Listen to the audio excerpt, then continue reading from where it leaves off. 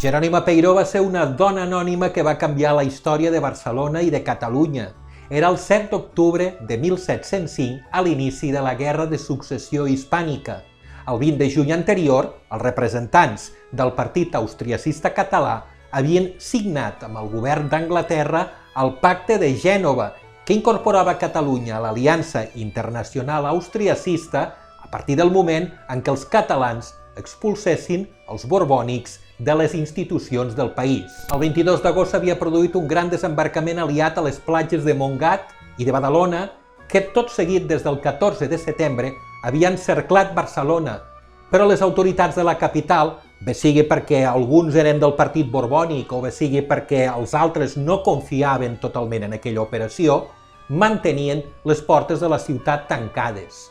Durant aquelles setmanes es van produir alguns avalots que no van tenir més conseqüències. La història canviaria el 14 d'octubre. Jerònima Peiró va ordenar al seu fill que brandés les campanes de Santa Maria del Mar al toc de via fora, el senyal que històricament convocava tots els veïns en la defensa de la ciutat. I tot seguit, ella i les seves veïnes es van llançar al carrer al clam de «A les armes que maten els nostres germans» i «A les armes que s'emporten els presos».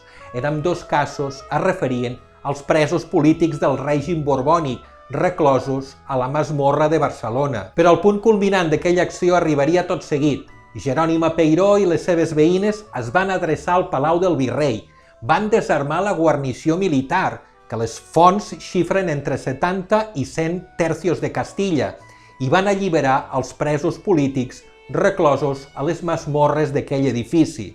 La notícia va córrer com la pólvora i al cap de les hores, Barcelona, tot i que encara no havia obert les portes, ja era en poder del Partit Austriacista Català. Jerònima Peiró, amb la seva audàcia, no tan sols va precipitar la caiguda del règim borbònic a Barcelona i a Catalunya, sinó que va trencar un sostre invisible de fàbrica patriarcal que impedia a les dones prendre la iniciativa en situacions crítiques. Jerònima Peiró seria la pionera de la destacada participació de les dones en aquell conflicte, i la seva figura i la seva acció inspirarien la creació dels regiments femenins Furioses Lleones i Intrèpides Matrones.